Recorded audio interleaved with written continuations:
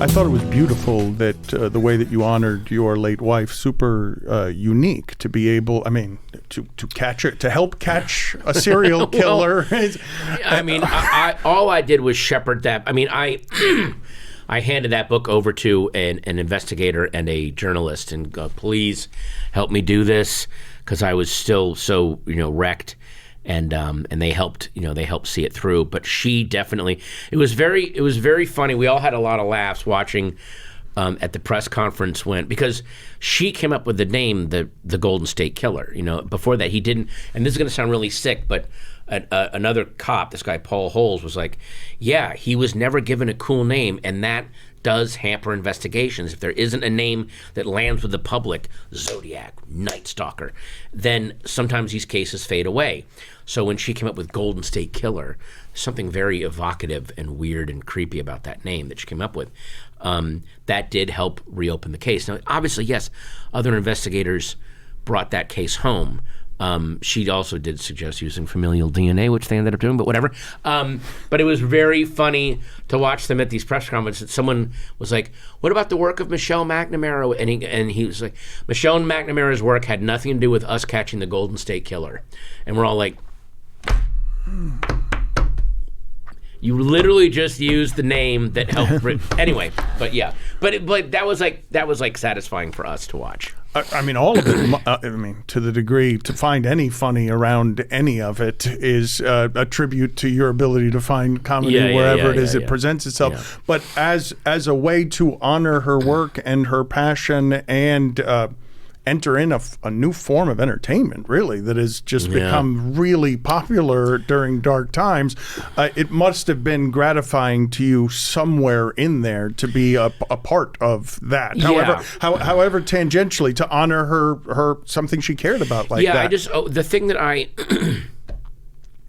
The thing that I wish was more that she really wanted to be more focused on, and I'm seeing it in a lot of these but not in all of them, is what she wanted the focus to be on was the investigators and was the victims, rather than making these serial killers out to be these dark anti-heroes. Look, serial killers are zilches. The reason that they're killing people is because there's zilch in life. They're not contributing anything, so I'll take something. The fact that she was able to do something to put the focus on the people that are trying to bring justice to the powerless or the voiceless, in this case the dead, or the people that survived or survived to testify and still put themselves at risk with these, because a lot of these, if you relook at the Ted Bundy case, like the way that he was treated, like, oh my God, it's so tragic. This bright young guy could have been a lawyer. He was a fucking idiot. He flunked out of but he's a good-looking white guy, and everyone's like, oh my God, we got, and when the judge sentenced him, he's like, I feel terrible. Like, you just took a wrong path, buddy, but I would have loved to have had you in my court. Like, can you imagine being one of the survivors going, what the fuck is going on here? This guy is getting all the, and his final statement where he's like, this is like a Greek tragedy, like, the wrong guy. You're like, what fucking world are we living in?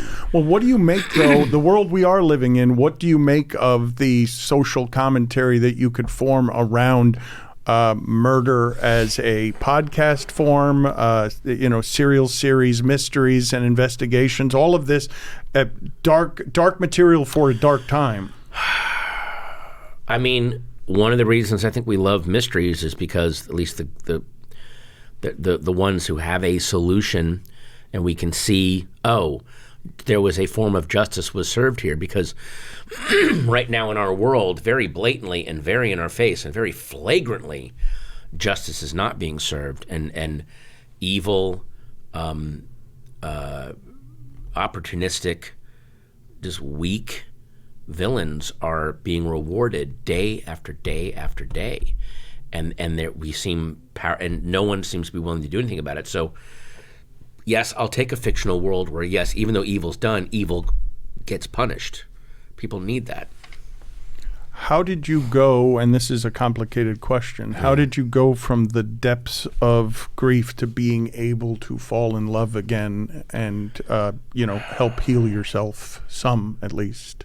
I mean, I had a lot of help from other people that had gone through this, the grief group that I went to, and they just said, this is going to sound really weird, but right now, all you feel is despair, and that's all you feel like you can feel. And then you're going to get to a point where you go, well, I can function, and thankfully you will be thankful for the fact that you can't feel anything. That will feel like a relief, and you'll go, this is how I'll exist. I can exist at this point, and that's how I was. I'm like, I'm just going to take care of my daughter, and I don't need to feel anything. And then they said, and despite all of that, you will feel joy and hope and love again. You don't know when it's going to happen, but when it happens, run at it. Like go run at it. It's there for a reason. And there were people in my group that are like, I remarried 6 months after my spouse died, and everyone judged me for it. And there's other people going, I remarried 8 years after my spouse died, and everyone judged me for it. So get all that shit out of your head. It doesn't matter. You're not grieving to make them comfortable. You're not recovering to make them feel comfortable. You have to live whatever life is being put in front of you. And I met this genuinely extraordinary woman that I don't think I would have realized is as extraordinary as she is if I hadn't been in love with and spent all those years with Michelle to really show me what extraordinary in a person means, So there was almost like that was the gift from her. That was the one gift, was losing her, having that torn away from me so horribly, but in a way, the tearing away burned the memory of what a truly amazing person looks and feels and acts like, and I was able to recognize it when it came around again. You felt numb for how long, or the relief of pain free, or how long a period was this where you viewed it as an accomplishment to simply not be in crippling pain? I felt numb for like half a year, just nothing, and before that were a couple of months of just April, May, some of June was just. It's not pain. It's C.S. Lewis put this so well. Grief feels like terror. I was in terror 24 hours a day. I was terrified of everything. Terror. And then, so that's why I was so happy to hit numbness. And I was like, I'll live here forever. I'll take numbness over terror. And then it just turned into meeting someone who I was not, again, I wasn't, it was a weird, we had friends in common. I didn't know who she was. But we have a friend in common, this actress, Martha Plimpton, and my wife, Meredith Salander. They've been friends since they were teenagers, acting. They were both child actors. And so Martha would do these dinners where she would gather various people, different people, just to bring them together and just have a salon. Everyone just talks and meets. And so I was invited to one, and I was traveling or something, and then Meredith posted, or she messaged me and said, you missed the best fucking lasagna, dude. And then I just said, story of my life. Maybe we'll go to Arby's or something. It's just joking. And then we this is all on Facebook, just messaging back and forth for like 3 months. Just, we never spoke on the phone, never met in person. It was just somebody at the end of the day that I could talk to in the dark, lying in bed, which is what I would do with Michelle. We just lie there and just talk in the dark and go about our day and to go over our day and go over the world. And it was just, and then that without it becoming romantic or anything, it then became romantic. Just having someone to talk to, and then it turned into, and then we finally, we didn't meet face to face till May 20th. And we started texting on Facebook at the end of February. And it was just, and after, there was a time where maybe we just should never meet. Let's just talk like this. And then we was like, oh no, we should meet. And then that's just how it went.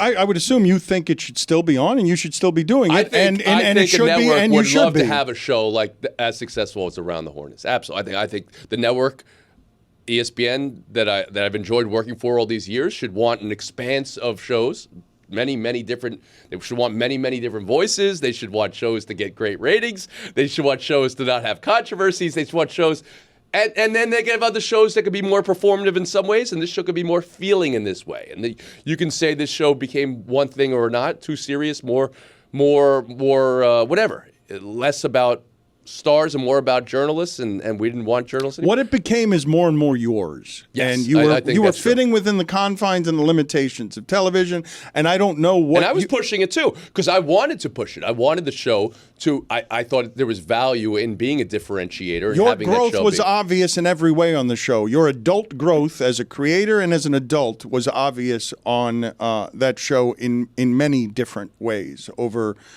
the 23 years, 24 years? 23 for the show, yeah. That was fun to watch, interesting to watch your imprint on the show. But when you say you've done a 180, I don't know what that 180 is. I would just tell the audience that what I was impressing upon you again, and it wasn't cheerleading, it was the dead honest truth from someone who was just a little bit further ahead on this particular path than you. They did you a favor. They've given you an opportunity. They've given you an opportunity to stretch in a way you never would have stretched if you had stayed within the safety of those confines. So as much work as I had done on myself, I was still harboring feelings of, what is it that I do? What is my skill, right? Because I have been and called myself a sportscaster my whole life. I dreamt of being a sportscaster my whole life, and now I am a sportscaster. I've got this dream job, and I host a show. And I work with journalists. I would not call myself a journalist. When I do my job, I'm trying to get up to their code of journalism, and they're not committing daily acts of journalism on our show when they're debating sports, but it still is a show about journalists, and that's a wonderful thing. So most of all, I thought of myself then as a TV host, right? I started to adapt, and I was, am I a sports host? Well, I'm dealing with people. I'm dealing with feelings, and we're talking about sports topics, but I became more comfortable thinking to myself, okay, now I'm a TV host. But even that, I don't think was getting to the crux of it, because you can be a TV host and you can be A to B, get through. I was still doing something that was more connective to an audience, in my mind. But now I am receiving that back in how the show, the response of the finale of the show and the last 6 months of the show. But in the absence of me really allowing myself to talk about myself and be seen, for a while, I'm sure I processed those feelings. Around the Horn, which was first hosted by Max Kellerman, or Around the Horn, which is produced by Eric Rydholm. Or I'm like, those things are factual sentences. But if someone knows the story and is writing the story, it's your show. That's not the story. It's your show. So it wasn't until I started talking. Like, how do you write Around the Horn is going, possibly, this is how I found out. I was on vacation in California with the family. Around the Horn possibly looks like it's going to be canceled in the summer of next year. How is that not, next sentence not, the show's ratings were up 5% this year. Because if you're writing that article as a journalist, you'd be like, oh, Around the Horn's getting canceled. But Wait, let me look at the ratings. It's up 5%. That's an interesting sentence. Nobody cares about you the way you care about you. The show's getting canceled. It's currently hosted by me. Was first hosted by this other person. And then the next one is, expendable and overpriced. And I don't know which one I was more insulted by, because neither of those are true. And then I was like, wow, So to have those things written about you, I recognized they weren't coming from nowhere. Somebody was feeding this. I'm like, okay, so I get this game is being played, right? So the second I started talking, that hurt too. I read on my birthday. I'm on my balcony drinking with my wife, and I read the news, Le Batard's show going to be replaced by Mike Greenberg's and everything else, because someone leaked it. And I'm like, what is this? What is this? Because I didn't think it could possibly be true. And then I called and was told it's not true. And then it was true.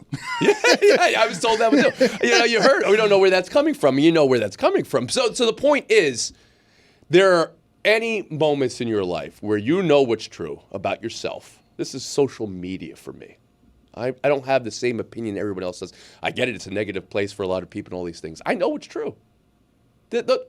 Those things bounce right off me because I know, somebody's telling me something about the show. I can take any type of feedback and criticism. This show got too blank for me. Yep. That's real maturity, though, from you. Like, that's not the person I met. That is not the referee who's telling me I had a traveling violation. I'm telling him that's not his call. That's referee's call, so you can't possibly. That's the Reali I met, furious with referees, unable to control his anger during basketball games. Yeah, right. So what you're alluding to is that we had Pardon the Turnover, a wonderfully named recreational basketball team for PTI and around the horn.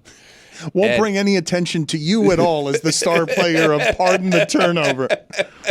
And I approached it with a lot of gusto. I was still the youngest one on staff, and I was fit in ways they just wanted a little bit of exercise. I wanted, to qualify for the Olympics, or I don't know what I wanted to do. There was a little arrogance there. You were getting a lot of success at a very young age.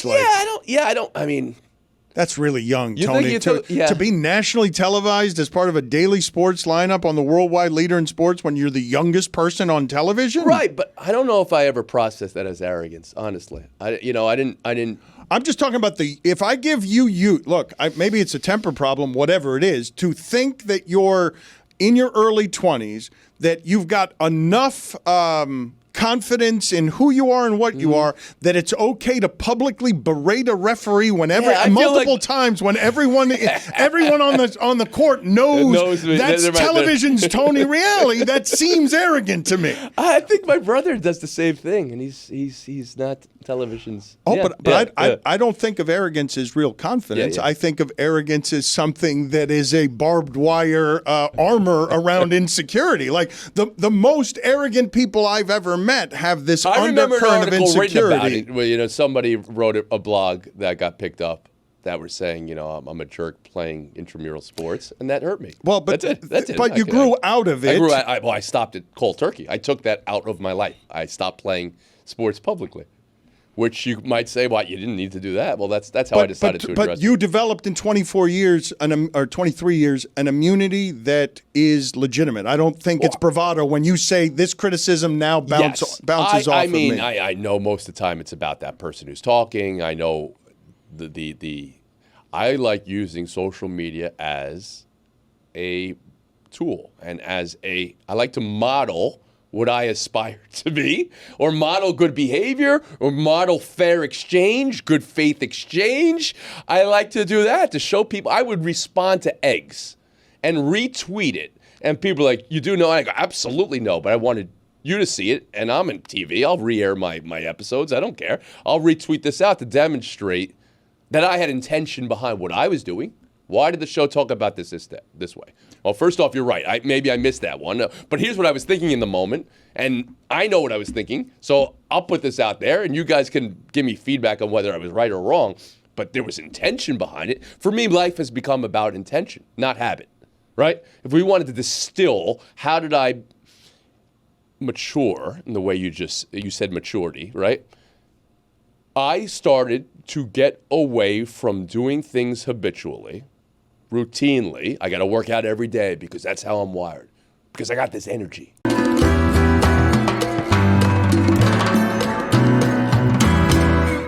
When was the last time you had a day off? When I got banned for saying that if Republicans were serious about Medicare fraud, they would kill Rick Scott. He's the worst. Yeah, I mean, hey, that's Florida's very own Voldemort. It's amazing that people don't understand what that person has done. Oh yeah, in terms of fraud, and that keeps being somehow electable. I don't understand. Yeah, I don't understand your world enough to understand how that happens. I got banned for that. How many times have you been banned? You've been banned a few times. A lot. I don't know. I think 7, 8 times maybe. I have no idea. So what's the last day off you've had that's not a ban? I can't recall. I think the only time, sometimes I'll take Sundays off because I have a podcast and we just have to shoot it in the middle of the day. So I just, I'll be like, you know what? I'm not going to stream today. It's fine. I guess technically that's not taking a day off because I'm still working. There's never been a moment where I haven't. So I never don't work. I don't know if you're a loner or not, but this would seem to be hard on relationships. No, I don't talk about my private life at all because I don't want to like associate anyone else. I didn't mean romantic relationships. No, by the way. I just meant that like how hard it must be to be present in any interaction you're having with anybody if you're always working. I'm very family oriented, and I have my whole family around me at all times. So it is if that didn't happen, then you'd be right for sure. And I have a lot of good friends, like great normie friends that I also interact with regular frequency that keep me grounded and keep me centered. My family and my friends are what has allowed me to, I think, stay in tune with what's going on in the world. Don't talk about your private life because I imagine there's some fear involved. I imagine you're in some danger. Just the way that you speak would be dangerous. Absolutely. Yeah, that's the reason. I just don't want to bring anyone else into, all of the stuff that I have to deal with. What is the stuff that you have to deal with? I also don't talk about that too much either, but it's just the basic stuff. It's what every content creator goes through. The reason why I don't talk about it is because you don't want to you don't want to encourage people to do it because there's a lot of copycats. All I'll say is this. The government has very few ways of dealing with cybercrime in general. They're not very good at it. And that's it. What would you assign as the tax to what you do, the cost to what you do? Mental health, physical, like a toll on your mental health, toll on your sanity, toll on your expectation of privacy, toll on your physical body for sure, because you're sitting a lot. Obviously, you can change that if you want to, but many people just like they sit in front of the computer, myself included. Toll on your relationships, but ultimately on the other side of it, everyone will say, "What are you talking about? You're just describing like a regular job that sucks in the exact same way, and you make not even a fraction of what you are able to make as a top Twitch streamer." And they're right. I think the real privilege that I have, on the other hand, doesn't even come from the finances. It comes from the freedom. Because I've worked with someone else. I worked for someone else in the past, and I've worked for myself. And I know the incredible freedom that you have when you set your own time. When you even know in the back of your mind that you don't have to work that day, like that is infinitely more preferable to working for someone. The reason that I'm smiling about that is because when I left ESPN, I thought I was embarking on freedom and then didn't see the number of restrictions that would come with freedom. And what you're describing in the abstract is freedom, but the cost of it has enough restrictions that you can't take a day off. You're doing it 8 hours a day. So yes, you're making the choices on it, but it can also be a prison that you like. The prison doesn't really make it necessarily less of a confining place. Yeah, you're absolutely right about that, but I really like the prison. And it's doubly bad. It's doubly bad because like I'm a committed believer in the things that I speak about. Because like if I was just grifting, that would be probably a lot easier to just be like, I love the clout, I love the money, I'm just gonna stop tomorrow. But because on top of, and I certainly don't hate the clout or the money, make no mistake, but because I also am like, this is something that matters. I feel like I stopped doing this, and hundreds of thousands of people that normally tune into my broadcast on and at any point of the day to like figure out what's going on in the world are going to be like, oh, what the hell? I just don't have NPR today. You know what I mean? I don't have the New York Times, the Daily today. And I see that as like something that is important. A responsibility? Yeah, I see that as a very important responsibility. And I find that very fulfilling as well, though. Like the fact that I have this role and I try to fulfill it, and I have reached levels of success that I never, ever in a million years would have thought I'd be able to. So I don't take any moment for granted, and I really love it. I imagine that the part that you love best isn't the clout or the money. I would imagine from where I'm watching, it's the crack of having your passion, giving it voice, and then having it have influence. Yes. Impact. That's what matters to me. When I hear about, you know, a Chipotle unionizing, and in the article they talk about how like they met over and bonded over their mutual appreciation for myself. And I'm like, that's it. Because that's my goal. My goal is that, my goal isn't just to yell in a room and have hundreds of thousands of people watch. My goal is I yell in a room by myself. I'm going to do that whether people are watching or not. But about something you're caring about, yeah, right? About like something things I care about. And then you're going to hear that. You're going to internalize that. And you're going to take matters into your own hands. You're going to go and you're going to organize. You're going to go and run for local office and win and start the change that is necessary for, become the change that is necessary. Have your parents absorbed that you're a modern teacher, that you're doing the same thing they do? You're just doing it in a different classroom. Yeah, I think so. I think to a certain degree, but I'm too brash for them to recognize that. So I think it's hard. But yeah, I mean, especially during COVID, like my mom was doing, you know, Zoom teaching, like remote education, which is ironically the exact same thing that I was doing, you know? Well, you are teaching. To a certain degree, yeah. And having fun with it. I mean, your audience is at least partially in there. There can be entertainment, but they're not in the circus tent because of the entertainment. They're in the circus tent because of the the nourishment. Yeah. But I definitely do try to make it as entertaining as possible, because I think like I always have my entertainer first and foremost. Well, but that's, I mean, your gift is that you're making it digestible. You're taking subject matter that, well, what is your gift? What would you say is your gift instead of me telling you what your gift is? I think it's working hard and being super stubborn. Those are my gifts. I have an incredibly addictive personality, and early on in my life, I realized like if I focus my addictions not on vices, because I've struggled with alcoholism as well. So like for me, I realized if I just get addicted to working out and like eating right and working hard in general and bettering myself. Healthy vices. Yeah. If I just focus on healthy vices rather than unhealthy ones like gambling, alcohol, getting laid, you know, things like that, and partying, then I will be able to I'll be very successful and happy.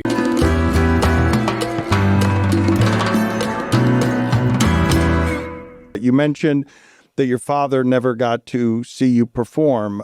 You've had your family give you the proud moments, and that one is absent in a way that you would have liked because he meant what to you along this path? Oh no, just I think he would have got a real kick out of the fact that things have gone so well, and like he was so optimistically supportive from the very beginning. Like even when we were on the phone and I was telling him like, oh yeah, I've started doing a little bit of stand up and stuff like that, and he was like, oh really, like such a genuine interest and such an excitement about it that would have been something nice for him to see, you know. But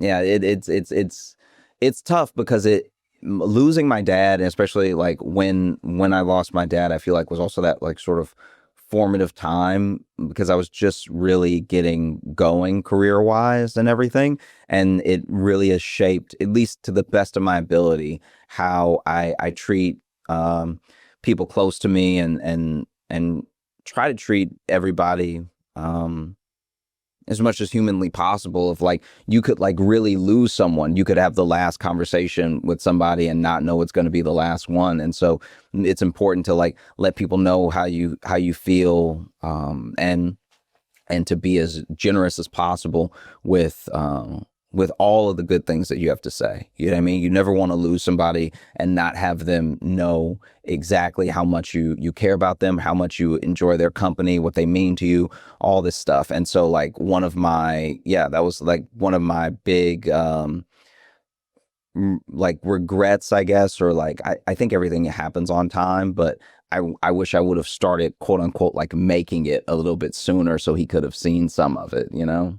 But you also can't learn until you learn what the impact is of grief changing your perspective on that, because my guess is you were young and probably bulletproof enough to not consider that that's what was going to visit. The last conversation is going to suddenly visit is not a way to carry yourself until you felt it one time, and then you only have to feel it one time. Yeah, exactly. Because it hurts so much that you won't you won't take it that much for granted. Like there's real life wisdom in death that way, I've found in the early stages of grief. I don't know how much that has to do with you choosing therapy, espousing therapy. I think therapy. There are two things that I think are important about therapy. One, I think that even if you have what you feel like is a handle on an issue or some problems or something like that, I do think that talking it out sometimes, sometimes I will really think I know how I feel about something, and then when I talk to anybody about it, having to say out loud the thing that I've been thinking in my head is a different barrier to break than people recognize sometimes. It's sharing versus being alone with something. Exactly. And so it's like, I think that while therapy doesn't replace these things, I do think we're in this sort of era of isolation. We're living in like an epidemic of loneliness, and so I think therapy sometimes is just the first step in like. It's not necessarily quite the same as community building, because I understand it's like you go in there, you pay a therapist, this person's being paid to listen to you, so it takes a little bit of the softness and the sweetness out of sharing sometimes, I guess, because there's a little bit of money involved. But at the same time, I think that even people who have community, who have whatever their religious leader is, or who do have people to talk to, sometimes you have your people to talk to about certain things. And not that you should be putting everyone in buckets, but like, here's someone who is not, it's literally their professional job to not judge you or to not bring any preconceived notions about you when you share something. And so I think that therapy is important for those two reasons. One, a lot of people don't have someone to talk to. Even if you have someone to talk to, sometimes they're not the person you want to share that thing with, because you're worried about them looking at you differently, or no matter how much they say, they won't judge. There's something about what you have to say that carries a certain weight that can't be taken back. So I think it's good for those two main reasons, but I'm also like, I don't know how to put this without sounding like I'm anti-therapy now, but I do think that therapy is only, to me, worth it with the effective practice of what you do outside of it. And so I think that, I've known people who have been in therapy for years and they're still like kind of jerks. And it is not as if it is a chemical imbalance thing or a prescription thing, or it's like, no, you go to therapy and then you tell your therapist how you were terrible to everybody and then you don't change the behavior.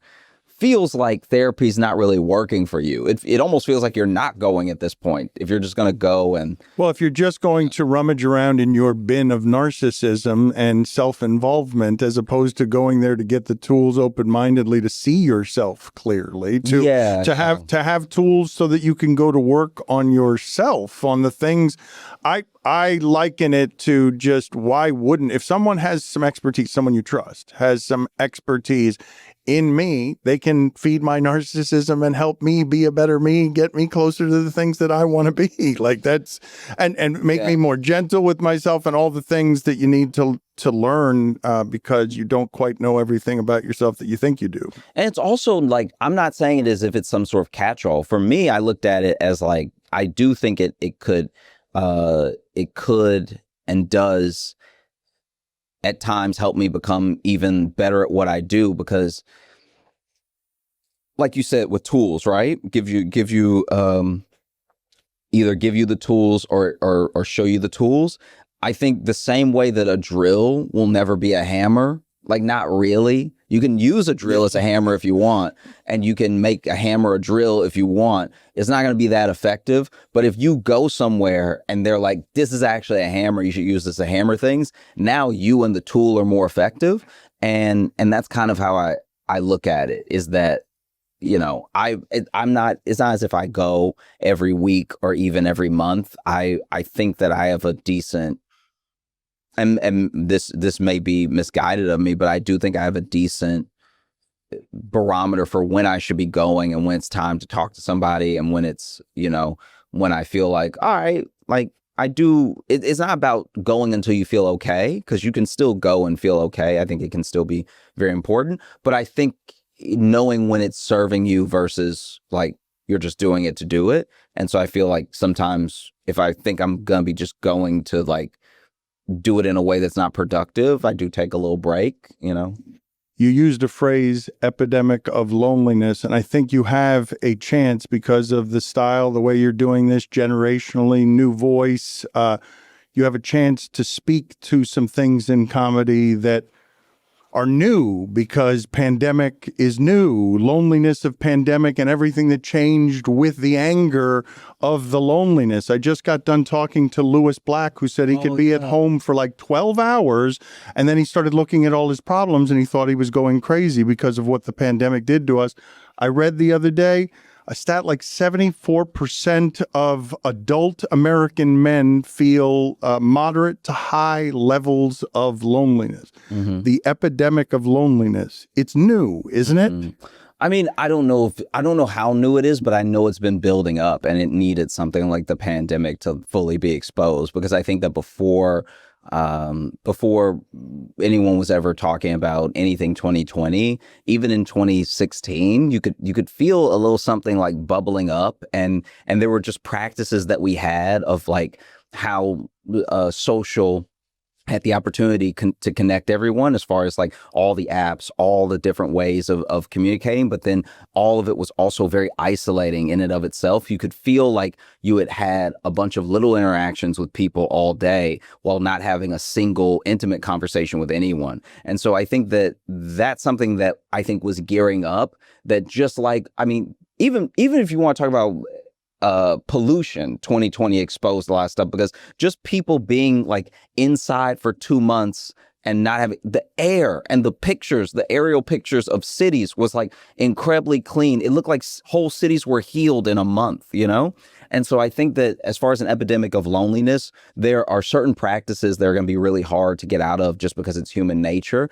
Like, for instance, even with the phone, there's that phantom reach. Have you heard about that? I haven't heard about that, but I've done it. The phantom reach is this thing where, let's say you are on like a cruise ship and you have no reception and your phone is useless and you have all these people around you to talk to.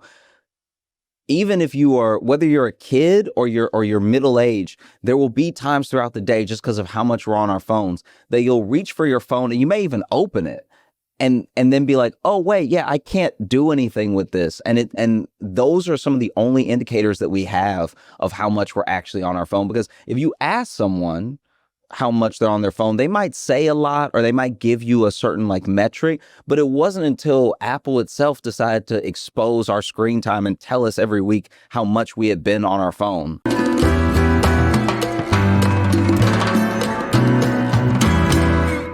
I was introduced, I thought, to another side of you when I read a quote of yours from space, having returned from space. I know it had a poignancy that reached a lot of people for whatever the reason was. You're in space as a symbol for American television in space. You're going as the oldest person to have ever gone into space. And what comes over you is a profound sadness that you articulated with great eloquence. Can you take me through what you were expecting and what happened there? Well, the original thought was, what an adventure. I had gone up to Seattle to visit with Bezos to talk about my being in the first launch. And they thought it was a good idea. Then COVID hit. And the next thing I read, Jeff himself is going up with his brother, a lady astronaut who never did get into space, and a kid, some kid. I should really find out who that was, because I never have. So he went first, and then they invited me to come up in the next launch.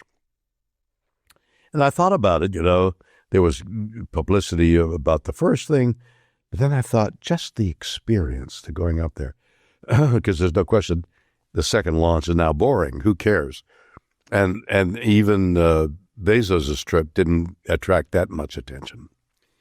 So I agreed to go, and the story of my going, they got me there a day early, and I said, "What am I doing here? There's nobody here." And they said, "Oh, no, let's go to the gantry." They suggested, "Let's go to the gantry." I think it's 20 miles away. So we hopped in a car and went to the gantry. There's the gantry. The Blue Origin's launch pad is a mile in the air, about 4,000 feet in the air. Then they had a gantry. There's 11 flights up. Now let's walk up the gantry. So I'm at 4,000 feet, walking up 11 flights of stairs. Now finally I get to the top. I'm out of breath. And okay, we're here at the top of the gantry. Well, let's look over the gantry. And I look over look at that room that's got 12 inches of concrete around it. And what's that? Well, that's in case something goes wrong. What? What could go wrong? So the next day everybody comes and we try and rehearse a little bit about what we're going to face. And then we get to the spaceship a couple of days later. And it's venting what looks like steam, but it's gas. It's hydrogen. I said, "What's that?" He said, "It's hydrogen." I said, "Hydrogen?"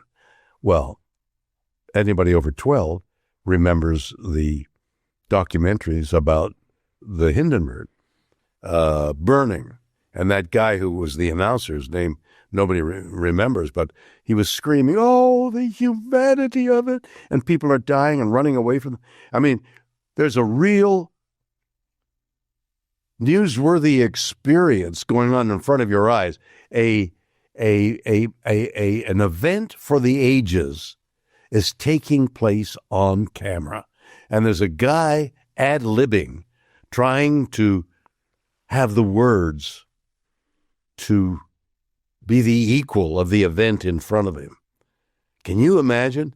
The spaceship, this lighter-than-air ship, is burning, consumed by hydrogen gas. Are you admiring his commitment to the broadcast right now? Or I'm thinking, what would you do? You're a broadcaster, and I would be in a position. How do you ad-lib? My God!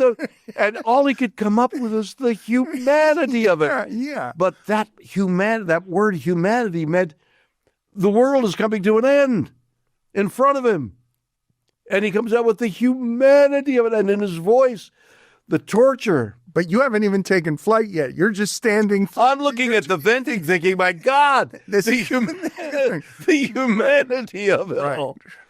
And then I get in the spaceship, and on the countdown, the guy says, "Guys, T-minus, there's an anomaly." An anomaly? No, I'm the only one who knows what the word anomaly means. What's anomaly? Anomaly means it shouldn't be there. Oh, I see. There's an anomaly. Wait, you're not during the countdown? There's an anomaly? Yeah, the guy says, T-minus 17, T-minus 16. Oh, there's an anomaly. He didn't make that sound. You're making that up. He didn't make that sound. No, he didn't make that sound. No, that's true. He didn't go up. He went, oh.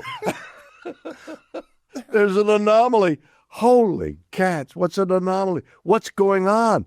You mean that venting, maybe it's caught fire. No, it's okay. The anomaly's gone. T-minus 14 minutes 30. Now he gets to about T-minus 10, and this is what he says, and this is the Godstring, word for word. All right, we're removing the gantry. Anybody who wants to get off should get off now.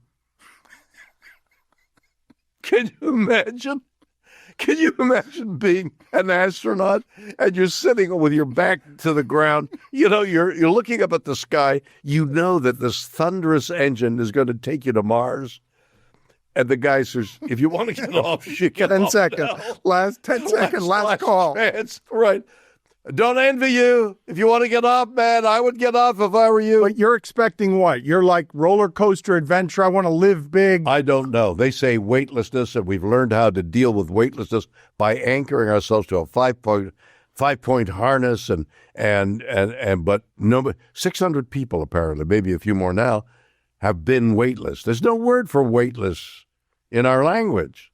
There's no comparable experience. You're in a swimming pool underwater. That doesn't even, you're still part of gravity. To not have gravity? And when I undid the 5-point harness, and when they said, you're okay, and I floated out of the seat, can you imagine? Obviously we got up. The Carmen line is... Let me stop you here, though. Searching for what? Before you get up, you're searching for what? It's not just the adrenaline rush. There's discovery.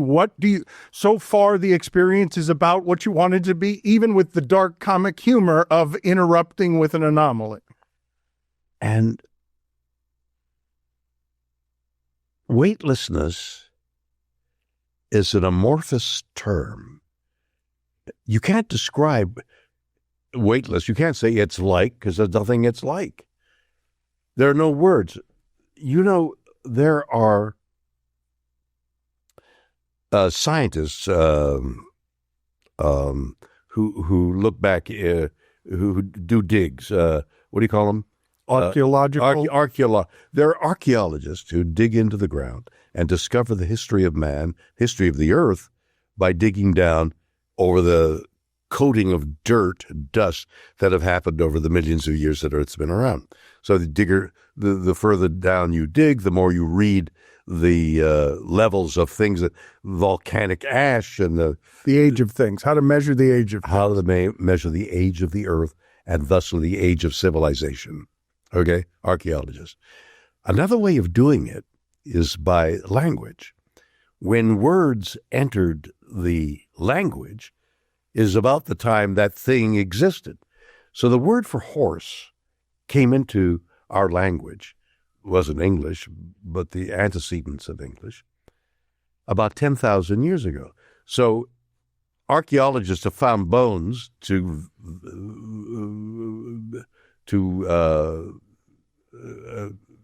what's the word I'm looking for? To validate the fact that horses came in about 10,000 years ago. But it's also part of the language.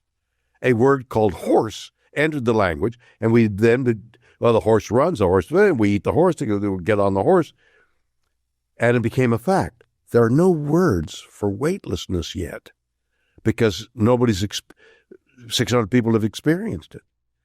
There will come a time when Agadudu is weightless. Okay. Oh my God, Agadudu happened in 2025. You say all of this with the purpose, though, of someone who did a spoken word album. You're saying there are words for everything. Here, I'm offering you. I've gone to a place only 600 people have been to, and there are no words. That's right, because that sensation when I loosened the word. There was somebody, Audrey. I don't remember Audrey's last name, who's a member of Blue Origin, was on the trip. And Audrey says, we're above the Carmen line, we can get out now. And I undid my harness. I floated out of the seat. And we were warned that would happen, and there was a little ledge on the floor to hook our toes in to keep ourselves in the seat. I floated out of my seat. So when Bezos did it, and there's obviously numerous cameras around the interior of the spaceship, Bezos can be seen floating on his tummy with his legs akimbo, spread out, and the camera's looking at his feet. He's like facing a window, and the camera's facing, and the kid is throwing candies at his rear end. He's having fun. I saw that. I thought, that's not what I'm going to do. I don't care about weightlessness. I want to see outside the window. So I floated to the window, held on to the whatever I could at the window, and peered out at the blackness of space. I have been fascinated, as I'm sure every human being to one degree or another, about what's going on in the universe. The incredible amount of energy, the mystical,